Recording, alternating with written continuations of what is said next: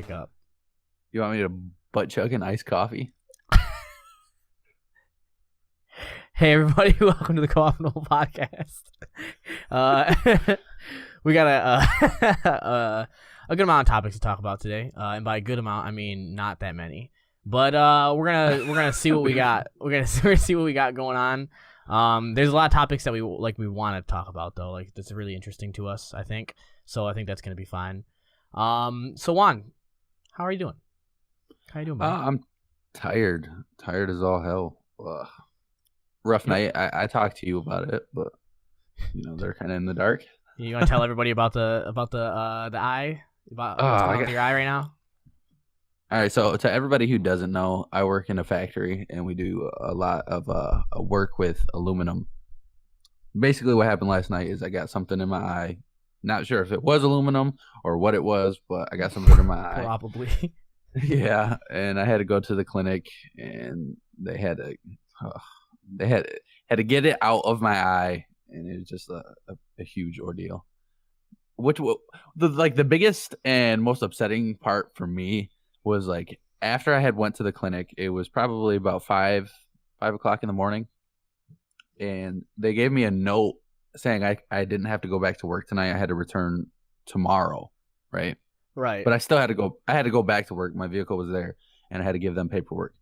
Well, I get there, and I go to talk to my supervisor, and he said that our safety manager, his name's Nate. I don't know his last name. It doesn't matter. But his name's Nate. They said I had to wait around for Nate because he wanted to talk to me, and he doesn't get in until 7 o'clock. So I had to sit in our break room from like 6 o'clock until 7 o'clock. No, it was about 5:30. So about 5:30 to 7 o'clock until he got there, which was really, really, really annoying. when you're tired already and your eyes irritated, you do not want to be sitting in a break room by yourself for an hour and a half. Oh hell no! It sucked. And then he gets there.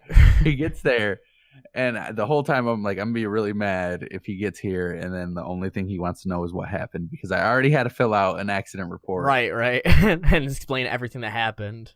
And he gets there, and he's like, "Oh, I already got your signatures." He's like, "So what happened?" I was like, "I got something in my eye. I didn't know what it was. I don't know what it was." He's like, "All right, well, that's all I need from you." So you waited around for nothing. For nothing. I was so irritated. I was more irritated than my eye. It's more more irritated than your eye. All right. So I did get to leave work early though, about 20 minutes early before anybody else punched out. All right. So do you not have to go into work tonight then? No, I do. I thought you said you got it off. No, I was supposed to get the rest of last night off. Oh, that's stupid. Yeah, so I could have went in today and talked to him today, but nope. I guess I got paid for it. I just sat in. That's still annoying. Yeah, well, that sucks. I could have been home sleeping and resting my bum eye. Right. I got home and it was like so irritated that I had like a lazy eye.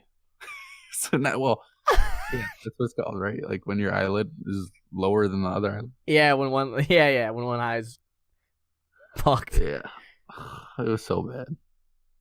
Don't get shit in your eyes, guys. It's bad.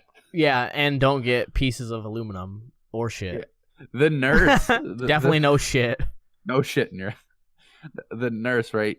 Before they numb my eye, she's like, "The doctor's gonna put these numbing drops in your eye, and it's gonna feel amazing." And you're going to want more, but it can damage your eye. I was like, wait, what? Did it feel amazing and you want more? It actually did. It did. Did you really want more? I couldn't feel anything in that eye anymore. Yeah, but I didn't ask because I didn't want to feel weird. Like a druggie looking for your next fix. Give me the eye drops. Give it right now. I'll kill every single one of you in here. I mean, no, listen, we can work a great agreement about this out. I have a podcast, and you guys are all welcome on it. If you just give me some fucking eye drops. It's like scratching and all itchy, eyes all red. Shit. All right. But that was my night, guys. That's a very exciting night. I didn't do anything really exciting. I've I've uh I've been I got on a Reddit for Fallout 76 because I'm just so hyped for this game, and I've just been looking up all this information. And I'm just like, I'm gonna dedicate my life to playing this, and I'm gonna just stream it. I'm gonna stream it and just make like this like a big huge awesome thing out of it. And I'm like super excited for it, but the hype is also killing me inside. And like, Dude, what if it flops and it's just not good?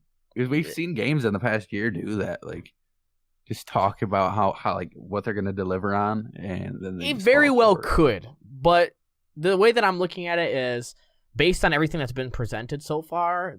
There's nothing about this that I won't at least enjoy to play because like to myself. It's basically just gonna be like a kind of an addition to Fallout 4 at the very least, and at the most, it's gonna be a really awesome multiplayer experience. It's gonna be. I'm so excited for it. But anyways, I'm getting nervous because I feel like you're as hyped for this as I was for No Man's Sky when it first dropped, and that game did horrible. Well, the difference is though is like I had this hype. And this is Bethesda. Well, yeah, and this is Bethesda, and I don't think they've ever released a game that's been bad. And also, it's also like even if it does come out like that. Let's say it's not the greatest. This is going to be a live service game, so it's something that they'll be continuously working on. You know what I mean? You know what I mean by live service? Like it's going to be something that constantly gets updates. Like there'll be like new events that happen that they'll start up for. It's something that's going to be constantly updated. It's not going to be like a game that goes out and then they don't touch anymore, except for like small little updates. It's going to be like they have a bunch of stuff planned for it, and then they'll be doing events and running events and listening to people's feedback and changing things based on that. So, gotcha. So even if it's terrible at first, it won't stay that way. And regardless, I'm just excited for what so far is promised is going to be up my alley, because it's something that's like it's like one of those survival games I'm looking for, but also with the role playing elements that I've been looking for, without being like too much either way and making it so it's too niche. You know what I mean? So I'm excited for it. We'll be talking about that in a little bit here. In terms of anything else. For the month of October on our blog, the that blog, we're going to be doing a bunch of Halloween posts and stuff like that. It's going to be 3 posts a week, all like Halloween related in some way for the most part. We've already Becca's already posted something today, and she'll be doing most of the posting for the Halloween because she has like all these ideas for it. Today it was about really good Halloween movies to watch. If you guys haven't seen it, I'll give you guys a little insider thing here, but my post will be out on Wednesday, and it's going to be about horror games that you guys should check out if you haven't yet. It's going to be really good. I've already got that all set up. It's ready to go, so it's going to be some good information, just kind of like stuff like that, like craft ideas and everything. It's going to be really cool. Definitely worth checking out. But yeah, other than that, sorry. This isn't a topic that we were going to talk about today, but it's just something that I remembered and I wanted to ask you about. Okay. Sorry. Have you heard of the game SCUM?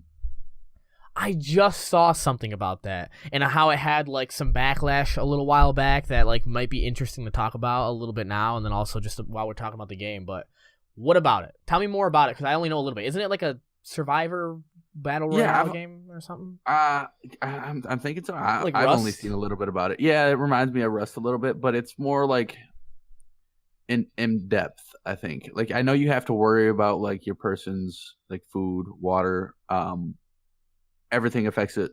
Your person, like it's your person size affects your stamina, mobility, what you're carrying affects your stamina, your mobility.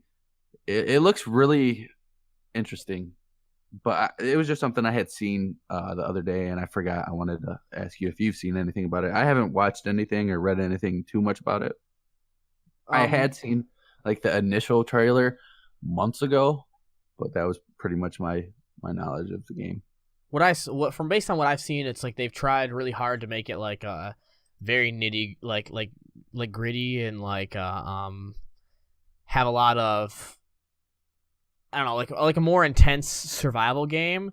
But I know it's been getting like kind of a lot of backlash, and if you look on Steam, it's got like mixed reviews. Doesn't look that crazy right now. I don't know if like we take a look at couple of reviews. It looks like it just kind of reminded slightly me of more polished Daisy, but kind of something like similar. Escape from Tarkov, like that kind of idea. Yeah, it looks like it's like they try to implement a lot of ideas, and it could be interesting, but it's not like the most optimized right now. So do you remember like when Daisy first came out and stuff like that, and it was like really like bad, poopy? I think it's still got kind of like optimization issues like that.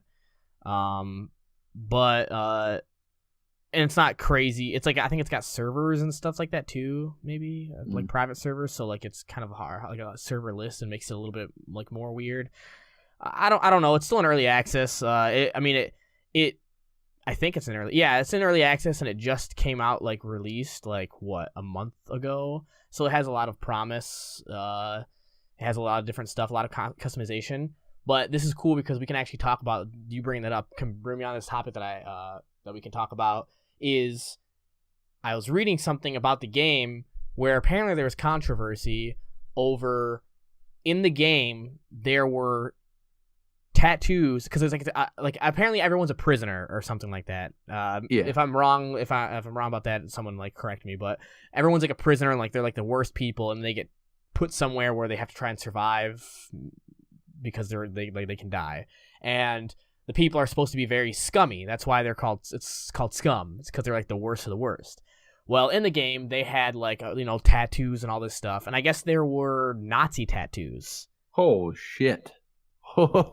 And there was a lot of like flack about it because like in the update that they put these Nazi tattoos that you could put on your character, and a lot of people were upset saying, hey, like why are we putting why'd you put Nazi tattoos, like they have no relevance to anything, and it's not like it's like kind of it's offensive to put in there and stuff like that, and a lot of people had issue with that.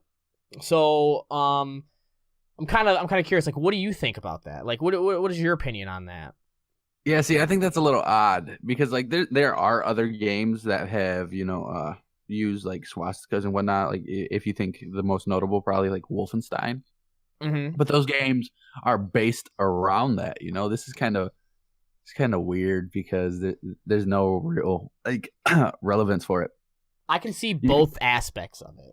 You could put almost anything else in there and it would be equally as bad. Like if you just put 666, or if you put like a demon, like a devil tattoo, or things that just looked like gang related, because you could just make something that looks gang related and they wouldn't even have to actually have like a real life, meaning. Right. That makes sense. So I think it's a little weird that you would be, I think that I get put that in there. I get one aspect of it is, so I see kind of like both sides. On one side, it's these people are supposed to be portrayed as like horrible fucking people and like terrible scum, and like they would do something like that, and like there would be like Nazis or Nazi sympathizers or anything like that, and people that would have these type of tattoos, and it makes sense, I guess, in the sort of lore of the game. But on another aspect of it, it isn't necessary enough that they need to have representation in a game. You know what I mean? Like they're not the type of people that need representation to show, oh, look they're Nazis, and it like you said, it doesn't add any more to the game except for you think this is like these people are horrible, but you can do other things to show that they're horrible without like showing real world scenarios like that like have a lot of hit to it. Like you could show like, and like this is graphic too, but like you could show like a dead baby, and like it would be really, really horrible, but it would have less like serious ramifications based on like the like mass slaughtering of a group of people. You know what I mean? Like you could have went with something else, but I do like I just want to say like I get the point of having it there because these people are supposed to be shitty. But then you also have the third thing that kind of pushes it a little bit more in the favor of taking it out, which the tattoos ended up being removed, and I'll go into that more in a minute. But you have it where people that are playing this game would put those on just strictly to make people upset. You get what I'm saying? Like they would Yeah. put you like you can already imagine that people would wear those tattoos around and say horrible racist shit, and it would or they would be racist. Like, super toxic, so why not? Right? Exactly. And then they would go around and they would just like proliferate this sort of like thought, and it would make it so like it's unnecessary. I guess I get showing representation, but they like Nazis don't need representation. No, it's not needed at all. No, you could just make like a Nazi-esque character. If you made some like, really Caucasian-looking person, like no hair, you could make them look very like Nazi-esque or right. I mean, and that'd be it like have the same like sort of ramifications, except for without explicitly showing it. So like but the thing is like people would, and that's like I said, what kind of pushes it over is people would role play that a little too much, and they would actually say some racist shit regardless if they meant it or not, because they think that it'd be funny to trigger people, and I think that kind of pushes it into the like over the edge. Yeah. But one thing though that I want to mention on that is, I guess one of the like spokespeople for the game, like one of like not like one of the main people, but like some part of the marketing team or something like that. I guess like when people were having issue with that, the guy said, responded to everyone that was saying this, saying, we're not taking this out of the game. Like, why would we take this out of the game? We're not racist. In fact, you're the ones who are being offensive by saying we should remove it, because there's nothing wrong with it, and it's a way for people to portray like the worst type of people, and like you're the one that's in the wrong for trying to make it seem like we're racist when we're not.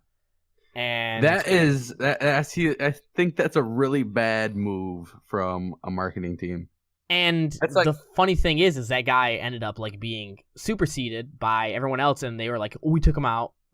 And we told that guy that, like, I don't know if he was suspended or what, but like they told him like, no, that's not right. And I'm not a racist. You're a racist.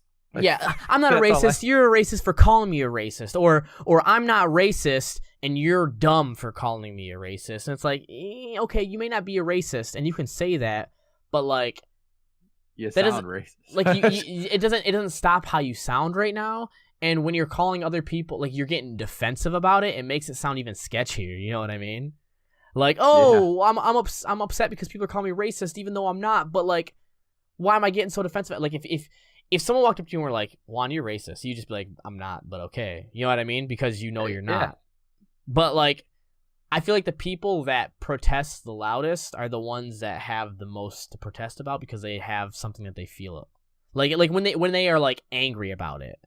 And they go above and beyond when they're like, "Oh no, you're wrong," and "Oh my God, I would never. You're stupid, and you're the racist, or you're the idiot." And it's like, those are the people that you can see. And so, like, yeah, that was a terrible marketing standpoint. I'm glad that they like didn't listen to what that guy said. But yeah, exactly. I thought that was a very interesting story behind that you happened to mention that, and I was gonna bring it up when we talked about the podcast, but I think it was right before we started doing the podcast again, and I put it on my list of things to talk about, and I never did. So that's funny that you brought it up. Huh. Yeah, so it's super cool. On going from that, from I guess the standpoint of thinking that that's unnecessary, let's go to something else that could potentially be unnecessary. These SCUF Vantage wireless PS4 controllers. You want to talk about these? Okay. So if you want to explain it for everybody and kind of get them in the know of what's up. If you guys don't know SCUF is an aftermarket controller brand. Actually, they just got backed by PS4, but they were an aftermarket. No, I guess they are an aftermarket controller brand. They make controllers. And they've had some like iffy controllers in the past. I've never personally owned one. I have wanted to own one. I've known a lot of pro gamers who have owned them. But the SCUF Vantage, I'm not sure when it came out. I just seen it. It looks so good. I don't know how you feel about it, but it looks so good. It's priced roughly around $200, but like the customization on the controller, did you look at it? I read the articles, and I've been kind of like looking at it and kind of getting my opinion on it, but I kind of want to hear what you had to say about it first. Okay, so I don't know if it's worth the $200 mark. I'm gonna say for what you get, it's worth $200. But if I mean, I guess it just depends on who you are as a person. Do you think that's a good purchase or not? Do you have the money or not? You know, pretty much. But the customization on the controller is insane. So you can change out your analogs. They're all magnetic. You can change out the analogs, the D-pad. You can change out the rumblers, the faceplate. You have paddles on the back, which are extra buttons. I think there's a total of 4, and you can change those. Yes, 4. You can change the depth, like how long it takes for something like the depth of pulling the trigger to count as being pulled. Yeah. Yep. Which is I don't know. It just looked really interesting to me, and it looked really good, especially the SCUF Vantage in particularly, because it looks more like an Xbox controller, and I've always been a fan of the Xbox controller's layout, like the thumbsticks. I like the one on the left being higher than the one on the right, which you haven't really seen in PlayStation controllers. They've all usually been, you know, right next to each other, and I don't really like that feeling. It's can be good. Then I don't know. I like it, but sometimes I don't like it. When it comes to the controller itself, I don't think controllers are worth $60, so I definitely don't think a controller's worth $200. Yeah, see, that's the problem. If I was a pro gamer or someone that like avidly tried to like get on the top of leaderboards and like do really well in like multiplayer games, I feel like this controller would be beneficial and would help in like be like a improvement for me, but only if I had the money to make it worthwhile. And like I've kind of like read like some reviews, and I kind of like checked it out a bit and just like kind of seen the stuff. You can do a lot of customization. It's really cool. It's really customizable. It looks a little weird to me. I don't really like it, the look of it that much, but it's a smart. It's not about, when it comes to controllers like this, it's not about the look as much it is about what its functionality is. Mm-hmm. I feel like it would definitely improve your ability to like play those sort of games and have kind of an advantage on people. But if you aren't playing it for that, like for those reasons, if you don't have a lot of money that you like can spend on something like this, it seems like I would rather just get better at using a normal controller and stop trying to blame my issues on the controller. My only issue with the controller, like a 12-year-old talking about a Super Nintendo going, no, the controller's broken. That's the issue. It didn't move. That's what it reminds me of. Back in the day when I used to play Nintendo 64, and I'd play a buddy in a game, and then when I killed him in like Perfect Dark, he'd be like, "Oh, the controller got stuck." It's like, oh, okay, yeah, I did it. No, the only thing I'm worried about is like a lot of it is held together by magnets. I know I'm pretty sure the faceplate is. I know the analogs are, and I know the D-pad are. Magnets are magic. I drop my controller a lot. So if I drop this controller, it just explodes and put it back together. into like a million pieces. Oh, and have to so annoying. I mean, it prevents it from being broken, I guess, in a way. Yeah. I mean, controller's not so rigid. It's just gonna shoot across your room into 16 pieces. Like, apparently it has a very long battery life.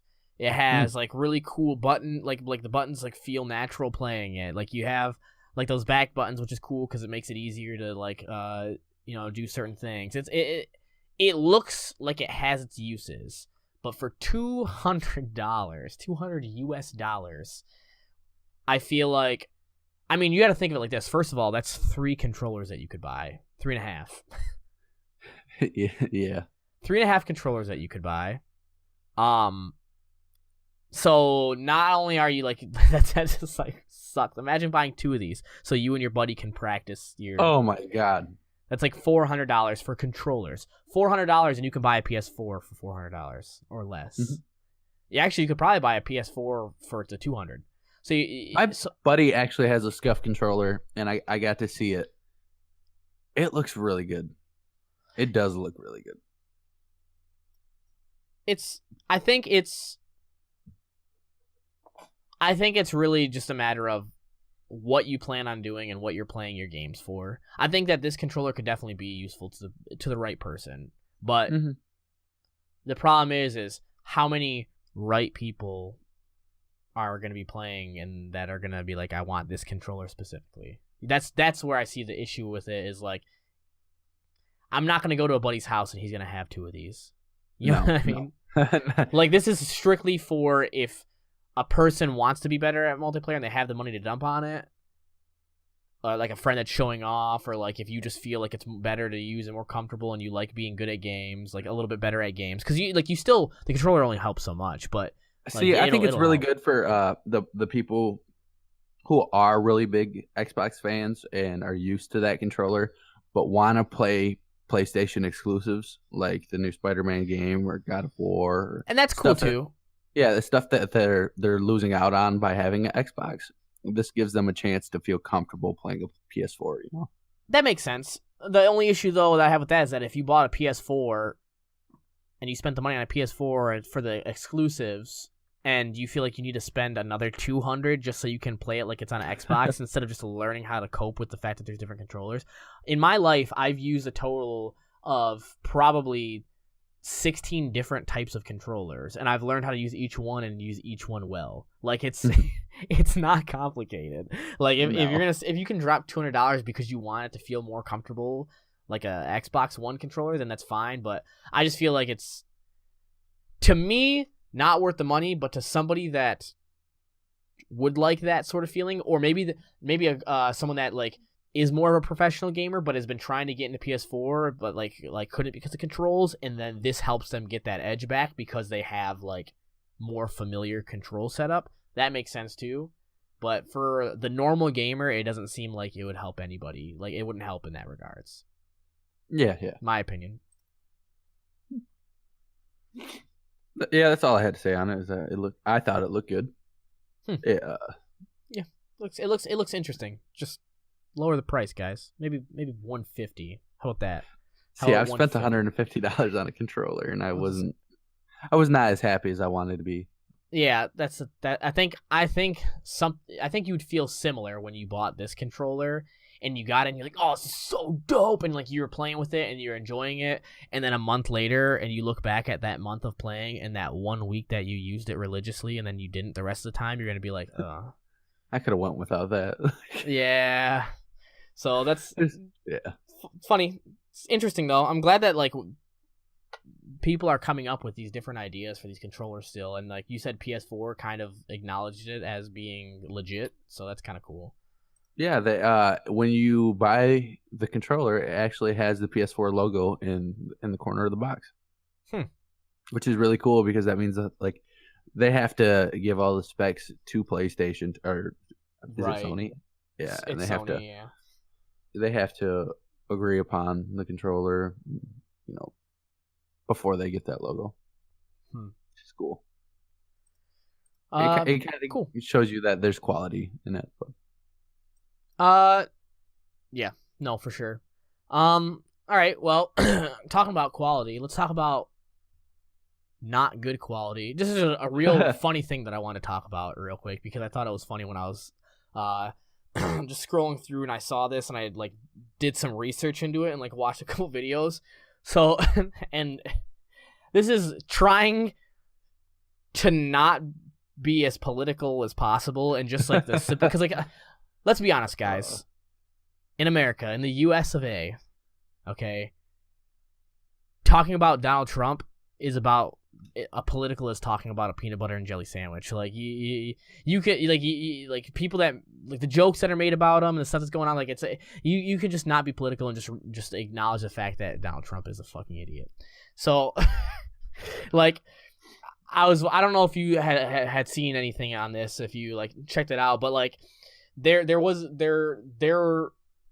an instance where Donald Trump was at a UN meeting, okay? Like a UN General Assembly. And there, like, you talk about certain things that you want to talk about and blah, blah, blah, whatever. He was there, of course, to, I guess he was probably talking about how China was trying to meddle with the elections going on this year. Well, I don't know. Something stupid. Whatever. But when he was there, he started off his speech with saying how in the last 2 years, his administration has done more for the U.S. than any other, and they've seen such great things come from it. And after he said this, you audibly heard in the video multiple laughters, like from different sources. And then everybody started laughing. And he was just like, he like laughed himself, and he was like, all right, it wasn't the response I was expecting, but, you know, whatever. Well, news articles were going out saying about how, like, oh, you know, Donald Trump got laughed at when he was at the UN because he was saying about how good we were doing and blah, blah, blah, and people were laughing at him. And he called it all fake news. He does that every time anybody publishes news. Like any kind of report that he does not like. He just fake news. And he called it fake news and said that they were all laughing with him because he actually told a joke. What joke? He said that was actually a joke that he was talking about, but like it wasn't. Like he literally said he described America's economy as booming like never before, and then they all laughed. And he said that it was like he had like meant it to be kind of funny when he was saying it. Like it was serious, but he meant it to be funny. There's nothing funny about that. No, there is something funny about it. That's fake and wrong.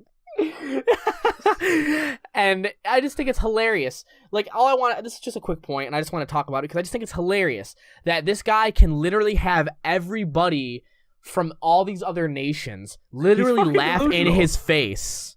And everybody laughed in his face, and it was all right there, black and white. And he can change the whole narrative and say, we had fun. They weren't laughing at him. They were laughing with him. That's bad. I don't understand it. Like, I don't understand how we've, like, progressed in the point as a country to where, like, we can have a guy who can come up with any narrative that he wants and, like, spout it. And I'm glad that now, finally, like, these other nations are actually just, like, straight up going, like, just stop. We're tired of hearing it. Like, before it was funny. Like, they all thought, like, oh, this is ridiculous. But, like, they just, like, you know, whatever. Like, we'll humor this guy. And now they're like, no, this is, like, funny to us to hear because, like, I am so sick of hearing about this human Cheeto. When the hell is his term over? 2 more years. God, man. It has felt like forever. Deliciously cheesy. He reminds me of Chester the Cheetah. Dude, it's terrible. God, I don't know. Say what you want about anything. If you're Republican, Democratic, whatever. I don't care. But just like, what was anybody thinking here? You know, living in Ireland too, and like people ask me about it, and like, oh, what were you guys thinking? It's like I've heard that like probably 5 times since being here. And it's like I get a discussion. I'm just like, this is it. No one was, and no one. It's ridiculous. And then they're all like, yeah, it's and they always like ask me like if it's like things that he says is true, because like the stuff that he says, and they're like, he says this, this, and this. Is this true? And I'm like, no. He says that like because like if anybody doesn't know, right now like the U.S. is kind of in this like stupid little trade war thing with China. It's not even little. It's actually a big thing where pretty much Mr. Donald Trump has set up a bunch of tariffs and like taxes and stuff like that are trying to charge the fuck out of China, so that way they can't sell things as much here unless they like give it to us for like the prices that we want exactly, or pretty much they have to pay like a shit ton of money. And he's making it so they don't want to trade stuff to us, and he's doing this because he thinks that making it so China doesn't want to sell stuff to us is going to bring jobs into the U.S. that like these manufacturing jobs that are overseas. or that they're going to just bend to our will. Except for the thing that he doesn't realize is every country in the world has certain things that they're good at and certain things that they're bad at. And the things that they're good at, they export and they live with it in their lives really easily because it's there for them and they can produce it and they can do whatever. And then they export those sort of services or products out. And then the things that they're bad at, they import it or they bring people in to help with their like sort of economy do better. So like Japan doesn't have a lot of agricultural space for like certain like fruits and vegetables and stuff like that. So they will import in those things from other countries that are good at it, and they will have those things available for people. Whereas Japan has an amazing source of sea life and fish and stuff like that, and they're crazy big exporters of that because they have those sort of things. Mm-hmm. Smart, right? Well, the U.S. has never, ever, ever been really huge on, like, the manufacturing of cheap goods. It's never really been. Like, the most that we've done has been, like, automotives, like, machinery and stuff like that because of the stuff that we've had available to us. But, like, we've never been really big on textiles and stuff like that. So to try and make it seem like if you just make them not want to trade with us, that they'll, like, lower the price and do what we want is stupid. Because it's like a bully tactic. What you're doing is you're bullying them, but you're bullying people that we already owe China billions of dollars that we've taken out, like as like sort of loans for when we've needed it back in our lowest times. People seem to forget that we still technically are in debt to China. Like we have been. Forever. Like forever. Because when we were at our lowest point, they helped us out. But people don't like to remember that fact because there's a lot of people that are closed-minded and are like, we never needed help. No, the USA is the greatest country in the world. So we don't do any wrong. We don't kill people. We can create everything here, and we don't need help from anybody, and we do everything ourselves. And it's like that's not true. No country's like that. China's not like that. No other big like superpowers like that whatsoever. Everywhere needs something from somebody else. That's how we thrive as a global community, is by doing things for others. And yeah, you can have a little like competition, I guess, if you want, and like raise things up and lower things and get certain people to do certain things you want. But like at the end of the day, you should know that we're all in this together to make each other thrive. And doing things like this is negative. It makes things regress back to like how they used to be. You know what I mean? Do you want China to hate us again? And want nothing to do with us? Like, even though, if we think about it, most of the products that we got from them were cheap in the first place. And not, like, okay, there were jobs that were going there, but most stuff was cheap. And the jobs that were going there were jobs that no one wanted to work here anyways. No one here wanted to work in clothing factories and these like small manufacturing factories. No one would work it, and that's why they got shipped to overseas or to Mexico or to other countries, is because the U.S. population is too good for that, is what they assume, and they don't want to do it. Look at how little people nowadays want to work in general.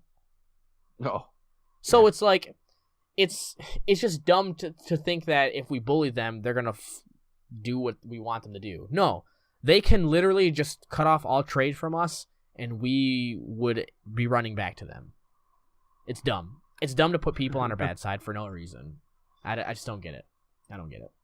It's dumb to get laughed at. Yeah, and to get laughed at too. We get literally laughed at. I mean, I wish I had this guy's like sense of pride where you can like be laughed at like very point blank, and just be like, oh no, they weren't laughing at me. Just imagine if you could do that. Imagine if you walked into work and you walked to your line and everybody just started laughing at you because of something you said. Everybody on your line was making fun of you, and then you're just like, yeah, dude, it was all a good, like, and they were like laughing at something that you said that you were trying to be serious about. And it's like going to prom, right? And you lose your virginity and you pull your pants down and you're like, it's big, right? And then the girl's like, and laughs at you, and you're like, you go back she's to like, all your buddies, and it's so fucking big. She laughed at it, dude. It's so massive, dude. I got the biggest wiener. No, you're stupid. Oh boy, it's It's really depressing, but I don't know. Yeah. Whatever. Let's get off the subject of him. Let's talk about something more exciting because, damn, I just am so done with that. So done. Well, right now we're gonna have an ad from our sponsor. If we had one. Hey everybody. If we had one. If you want to be a sponsor of the Co-Optimal Podcast, and this can be anything from giving us $1 off on our next purchase online, and we'll sponsor you. Please, somebody insert sponsor. Insert. Have you ever wanted potatoes? Well, I'll tell you what. If you go to potatoliveservice.com, you can have potatoes shipped right to your home. Juan, tell them about it. No, we're not advertising potatoes, Cody. No, it's Potato Live Service. Aw, it's Potato Live Service. All right, fine. But that's what you could expect. Potatoesmeat.com. Potatoesmeat.com. Even the ugliest person can get a date.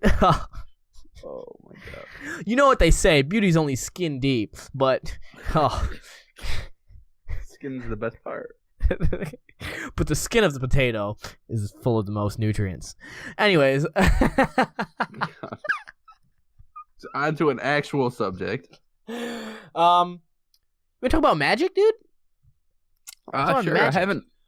I have not played Magic like with somebody in a long time, like the actual game of Magic. I played like this little popper thing, but dude, that was weird. That's changing. You want to know why? Why? Because Magic: The Gathering Arena is now an open beta. That's okay. The arena is not all or every set, correct? No, it's not. My buddy, he was talking about it a while ago. I know he had some closed beta keys, but I never played it. I had closed beta keys, and I did play it, and it was good then. So I can only imagine it's gotten better.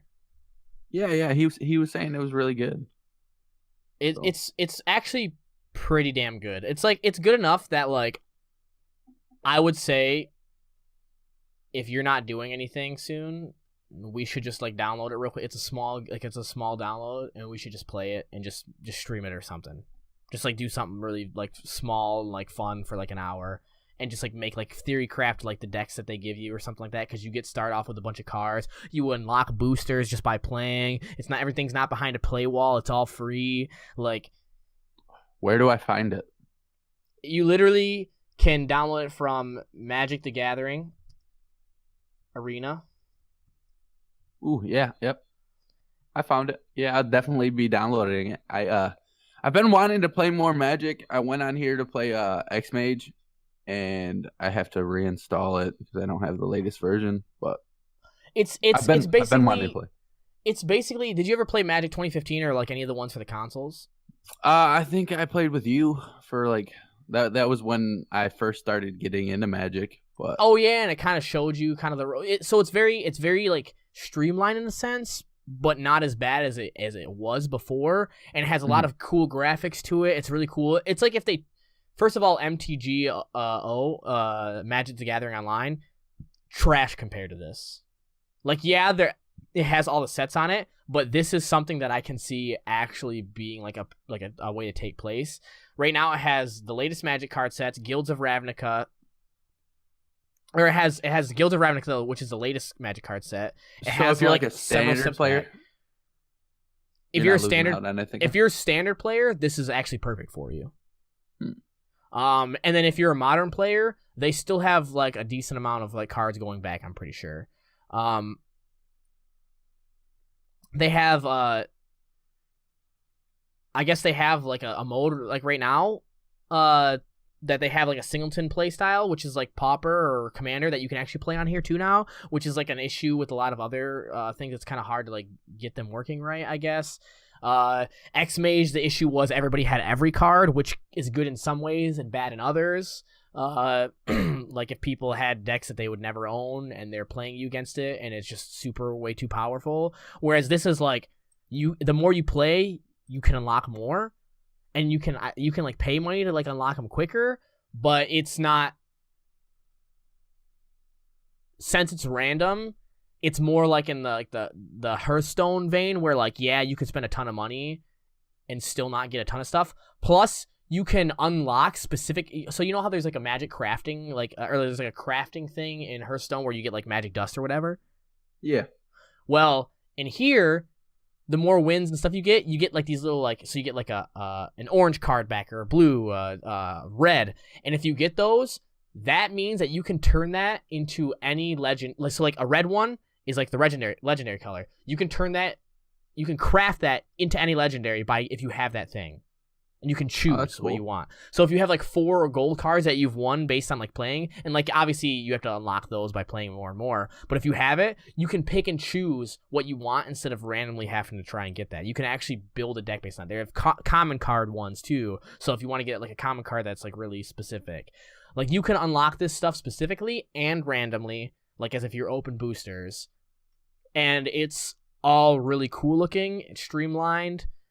It's super smart. It's a super smart way of playing. I played the beta, but I was also like, when I played the closed beta, I was like in the middle of doing a bunch of different stuff and working and then getting ready to go to camp.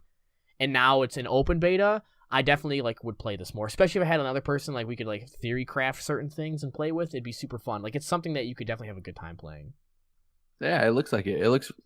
Yeah, I'm sitting at the download page right now, actually, and what's really cool is that they added this little this menu. If you scroll down to the bottom, it's at magic.wizards.com. That's where the download is. But if you go down and you scroll down, it actually tells you how to play Magic. So if you don't know how to play Magic, but you're interested in playing Magic, I would definitely take a look at this. Oh, for sure. I think when you first start up the game, you can tell them how experienced you are playing, and if you aren't that experienced, it'll actually go through and play it. If you go to magic.wizards.com /en for English /MTG Arena, you can actually like see like some of the pictures and stuff like that, and like some of the graphics of how stuff looks, and like it's really cool, like how for like bigger cards that are more rare, they'll have like so like Niv Mizzet. If you play him, like I see a picture of him right now where he's summoned on the battlefield looking dope as hell. Like it's really cool looking. It has like some interesting like things behind it. You can unlock new decks to play like that are pre-made. So if you're not that good at making decks, guys, don't worry, because they'll help you make it, and you also can get pre-made ones. Dude, I didn't see those pictures until you said it, and it looks so good. Like it looks so good. It looks amazing. Like look at this, and then it has quests too. So like if you so I'm looking at a picture right now, guys, where like there's a little mini quest. If you attack 30 creatures, then you get 500 gold, which you can use to buy more cards or I'm definitely downloading this. Cast 20 black or green spells, 500 gold. After you like do all those challenges, then you can do stuff where you unlock like certain packs, and you're allowed to unlock so many packs a day for free or whatever. Maybe I think as it might be. I'm gonna download it after this podcast. Like that's how. Like if you want to, I would download it and play around with you just to see how it is with you. Oh yeah, I'm going to. Hey, did you? Okay, speaking of Magic and cards, did you see this card? Yeah, it's in the pictures. Nick was talking to me about it, and it seemed broken. I think it's still broken. What's it called? Man, why did they make their name so hard to pronounce? It's like a Ghalta Primal Hunger. Yeah. Costs X last to cast, where X is the total power of creatures you control. Yeah, so he's a 12 mana 12/12. But if you just being a 2 mana 12/12, you just put that in like a token deck or something that has like small amounts of like you can make a lot of small creatures.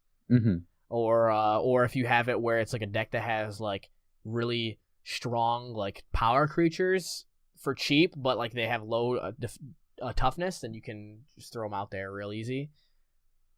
It looks pretty good. It doesn't look overpowered. No. It just you said it was real good. No, he was just saying that it was good. I thought it was real good. I think it could be real good if you made it right. I don't know. It ends up being a 2 mana 12/12 with trample.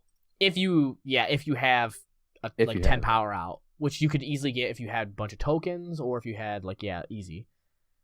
For 2, that reminds me a lot of a lot of like a Hearthstone sort of card. You know what I'm talking about? Like the way that they did it, like you lower the cost of stuff, because like that's obviously been in Magic before, but having something so specific, like it looks like they're trying to like get more mechanics sort of played a little bit more. It's cool. It's like what is this, like a dragon deck? That'd be kind of dope. Dinosaur. Yeah, I'm definitely gonna check it out. I actually have the download sitting on the page right now. So yeah, so do I. I'm gonna. I've already got it ready to. I've downloaded the installer, and I'm just gonna wait to run that because I know it's gonna bog up the internet right now. That's exactly what I'm waiting for. So, but yeah, it looks super cool. Guys, I mean, I would check it out if you've even been interested in Magic and you're worried about what this is like. From what I've played in the closed beta, it was really good. I can only imagine now if they finally open it to the public. This is the first iteration of Magic Online where they've opened up to where there's more types of cards since Magic the Gathering Online that they've done officially themselves. And if this goes good enough and it sees enough like popularity, this could go on to phones, and that would make it so much better because there has yet to be a really, really good game for the phones. Magic 2015 came out and it did okay, but they didn't release enough card sets, so people couldn't enjoy as much as they want. If this were to come out with more card sets and stuff like that, this would be, I think, with all these other types of gameplay styles, this is, I think, would push Magic even further than it already is, and into the hands of people the same way that Hearthstone is, because that's like that's a game that like even people that don't really play strategy card games play. You know what I mean? Speaking of like phone games and card games in general, have you heard sponsor? Of have you heard of it? Of Eternal? Eternal? No. Yeah. Okay, so it's made by the same people who make Magic, and it is a phone game, which is it's actually really similar to Magic, and it's really good. I haven't played it personally yet, but I've been to a card store, and a lot of people there were playing it, and my friend Nick plays it, and it looks really balanced and really well made. If you're interested in card games and phone games like that, I would check that out as well. It's actually really good. I think it's better in the sense of like you pay to win than Hearthstone, because you don't have to buy as much. Like I know the guy who I was talking to, he really didn't buy anything, and he had a couple competitive decks, and he had only been playing for a couple months. So that's cool. It looks like too, like you can, yeah. I think that's a big thing, is being able to earn stuff. A lot of games are like, oh no, we're free to play, but like it makes it, and this is kind of similar to what we were talking about last week with Devil May Cry. It's like it's it's like really it's really easy to say that the game's free to play, but then like you play it, and then like you have issues where they made things hard to get, and you have to play a shit ton to get what you want. And they do that because they want people to play it more and more. But it can be a real deterrent. Like for me, you know what I mean? Like if it takes 500 games to be able to have a chance to unlock something good, I'm starting to get tired of it by that point. Yeah, because it's like I've lost 488 games. Yeah, like I suck. Yeah, I don't like have the utilities to be competitive, you know. And so I think like actually being a little bit more free to play would be beneficial. And based on what I was reading about Eternal, like you were saying, it looks like they try to make it a little easier to get certain things. So that's kind of cool. But it yeah, actually does look really good, and I'm probably gonna play it somewhere in the near future, but I haven't as of yet. Yeah, I mean, I might check it out too, but it all depends on if I'm going to be investing my time in Magic the Gathering Arena, or our next and final topic, Fallout 76. So I know we talked about this before, guys, and I was talking with Juan about it some more, I think at the beginning of this podcast, and how excited I was, and he's telling me that it's probably going to be terrible. I'm hoping it's not. But on that vein of talking about it, a little bit more information was released. I don't know all what we talked about before, but we got some information on the beta, first of all. So the beta, and it's not actually the beta, but it's called it's in beta mode still, but it's more like early access, and it's called beta, B.E.T.A, the Break It Early Test application. And what that is people. I think we said this before. Is people are going to be able to get on and play the game like normal, and your stuff will transfer over to the full game once it's out.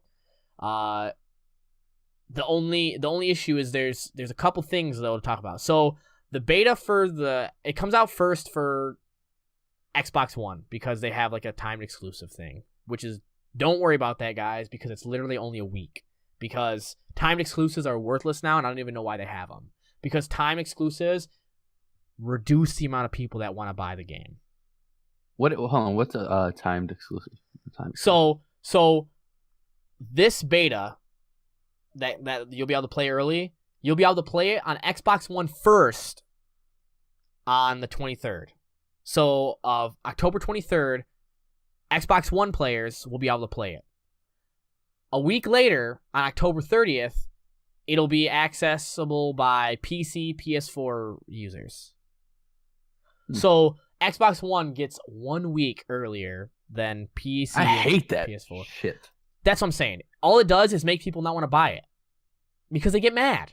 So this is where I'm saying this is dumb on Bethesda. I get they have deals with Xbox all the time, whatever.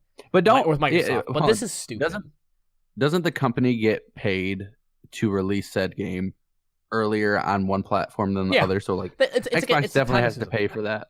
They have to pay. They like, you have to pay for it and be in good standing, I guess. Like, you have to make them want to do it, and they've always been closer with Microsoft, so that makes sense. But obviously, Microsoft definitely did pay money because they know that this game's gonna be big, so they used their good standing and paid money to be able to get it. Fine, whatever. That sucks because so a lot of people are upset about that because that's a week now for PC, which is, I think, gonna be, if it's not the first like amount of people that will be playing it, like the most amount of people, it's definitely the second. The only reason Xbox One will be more is because the Xbox One people, like Xbox One users, have been, like, I guess in playing multiplayer games, they're a little bit higher. In certain regards.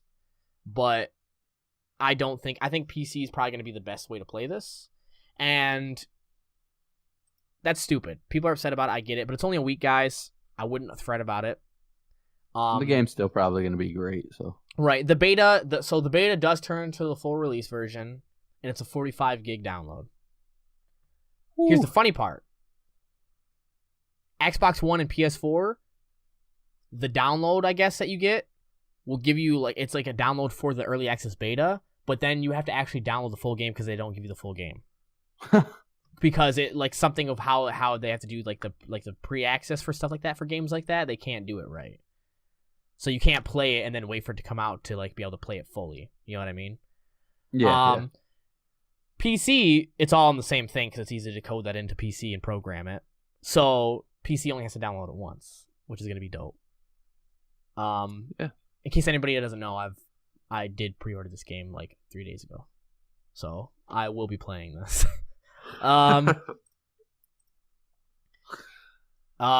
If you guys are planning on getting it from Amazon, pre-ordering the PC version gets you a code sent 48 hours after. So don't pre-order it from Amazon. Just pre-order it on Bethesda. This game will not be on Steam, just so everyone knows. It won't be on Steam? Nope, it's going to be on Bethesda launcher, or that's it. Or the game itself. They're not putting it on Steam. They're trying to save costs, I guess, on stuff. It makes sense because it's their own, like, online platform too, so it probably makes it easier to update. So it won't be on Steam. A lot of people are upset about that. I don't know why. Probably because they think it makes it more accessible and shows that it's. I don't know the reason. It's dumb. So now to the thing that a lot of people are the most upset about hearing about this beta. The beta is going to have, obviously it's only, the beta's for everyone except for Xbox One users is only going to be 2 weeks before the release of the game. That's fine. You still get 2 weeks early. Stop complaining, people. You get to play the game early. Why the fuck are you crying? On a bigger note, though, they're talking about there being exclusive, like, time windows that you can play, like that the servers will actually be open, because they're trying to get as many people in to those time periods as possible so they can try and like test the servers and break the game. You know what I mean? Because they want to make sure it works right before the game releases. In my eyes, it's a little upsetting because I live in Ireland now, and so it's probably going to be harder to get into those time release like windows, like of when it is, because it can be anywhere from 4 hours a day to 8 hours, depending on like the times that they open it up. For me, that kind of sucks because it might be hard for me to get in and play those. But I also understand. I also understand because if they can get in there, break the game now, and see like get the stuff figured out, then when I play the game on actual release, I'm gonna have less to worry about. I think like the biggest thing I want to do is start being able to theory craft and stuff like that. That's why I want to play. I want to take stuff out. I want to take the beta, check out the stuff, see things about it, figure out how I can make like really cool builds, do this crazy shit with it. So that's the main thing I'm worried about. It would suck not being able to play the beta, but having it come out early so I can actually start checking stuff before it's released would still be cool. Oh yeah, that'd definitely be nice. I guess a lot of people are just freaking out though because they're upset that they may not be able to play the game for like 12 hours straight. What? Because there's like a time window of what time you can play, and they think that that's dumb, and what's the point? They don't seem to understand that they're doing it purposely to try and see what they can find wrong with the game. I get that it sucks to have a time window. Maybe have one day a week where it's open 24. You know what I mean? So people have a chance. They to could play. Just say, we're going to do closed testing. You guys will get the game when it's released. Like they don't have to do that. And it's the same thing with the people that are complaining about it only being 2 weeks before. It's like, but it's still 2 weeks. We could just keep it happy with what you get. Like, I think this is bringing me to the big point that I've been talking about. Like a couple, like when we started the podcast up again, that first episode, I was telling you about it, and then the same with this, or the blog post that I talked about related to it, is gamers are just not happy with anything that they get, and it needs to be exactly the way they want it. It needs to be 24-hour beta that needs to be 6 months in advance, and that lets you play everything before it comes out, and then.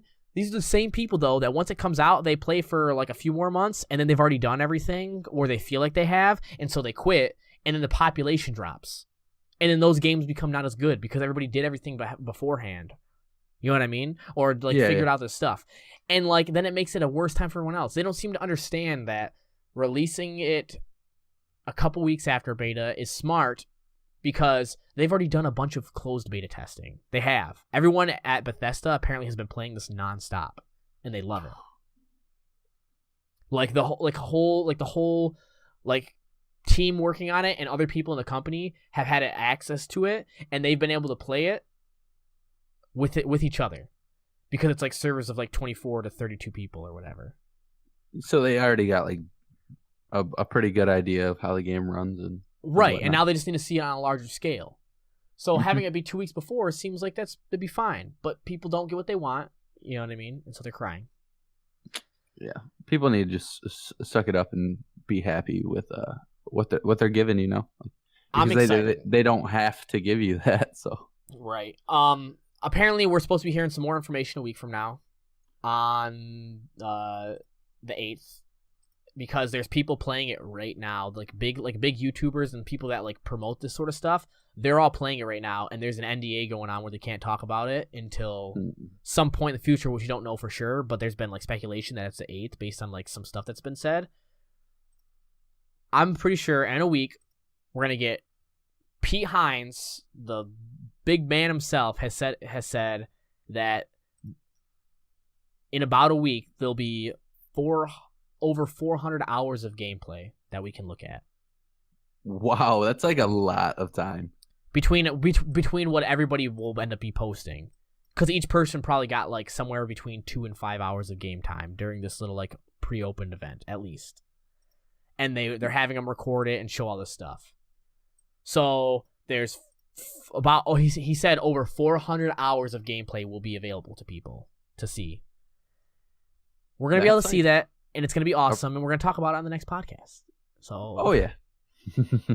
Over 400 hours. I mean, yes, it's going to be a bunch of people that are playing it, so it's going to end up being, like I said, probably like 2 to 5 hours for each person, so you're gonna get enough of it when you see like a few people. But it's gonna give you like a base idea of how the game functions, which is it's gonna be nice. And I think it's funny because the reason he said that was because someone said, how come Doom Infernal, a game that's not released for another 6 months, has more gameplay footage than Fallout 76? And P. Hines was like, dude, in a week you're gonna have over 400 hours of gameplay. And like my thought process to that is, because this is a completely different type of game. It's not a single player experience where you can just put whatever gameplay up you want and change it later. We're almost at the release date, and this is a multiplayer game that has a live service that makes it so it can change in the middle of you playing it if it wants to. That can't happen with like a single player experience with like Doom Infernal. Yeah, like it just, I don't know. I thought it was funny that people were whining about it. People are gonna whine about everything. I'm so sick of whiny people. I'm sick of whiny people too. And you know what, Juan? I'm about to whine right now. You know why? Why? Because the podcast is over. Oh, no. No. It seems like every time like we start one of these, I think that we're not going to have enough content, and we're not going to talk enough about it. And then we go. And then for we an have hour. way more than we expected. I guess that's good. I'm really interested in, and we need more people. I want to have people on the show, and I want to do at least one live. So if we can get somebody who wants to talk with us, maybe we can figure that out. Dude, if you can, find someone that's like wants to do something pretty interesting, like stuff to talk about, let's do it. And I definitely plan on getting Becca on here because she has some stuff that she'd like to talk about. My nephew now, who's really into like gaming, game stuff, like geek culture, he actually would love to be on the podcast. He's asked about it already, and I've told him like, for sure. I have people that want to be on it. It's just a matter of like getting the time for them to get on here. But if that's the case, like, and if you know anybody, dude, then just like, let's work something out. And for everyone else, like, if you listen to this and like maybe you do your own podcast or you do something similar and you want to like join us and talk about some of these subjects, dude, do it. Hit us up, shoot us an email, comment on our stuff, let us know. That's the best way to get a hold of us, and we can get bring something you set on up. The show. Yeah, we'd love to. We'd love to talk about it. The more people to talk about this would be great. I mean, I don't want 6 people all at one time because it'd be ridiculous. But like, having 1 or 2 people every once in a while would be really cool, and we could talk about a variety of subjects. So I think that'd be really cool. So if you're interested in that, let us know. And just if you're not interested in that, let us know too. If you have any opinion whatsoever, let us know. At all. Because we love you and we'd love to hear from you guys. So we really would. I've noticed that our podcasts have been getting like some views still, without it, like it's steadily going up or like staying what it was. So we're not dropping any. We're getting people that are watching us, and it's cool. So if you're just like a silent majority and you want to be silent, that's fine. But if you want to chime in and let us know like how we're doing or what you'd like to, or just let us know how you're doing, do it. That's fine. We'd like to interact with you guys. It's super cool. Because even though only Juan always says it, I love you guys too. I love you guys. Out. I love them more. Bye. You.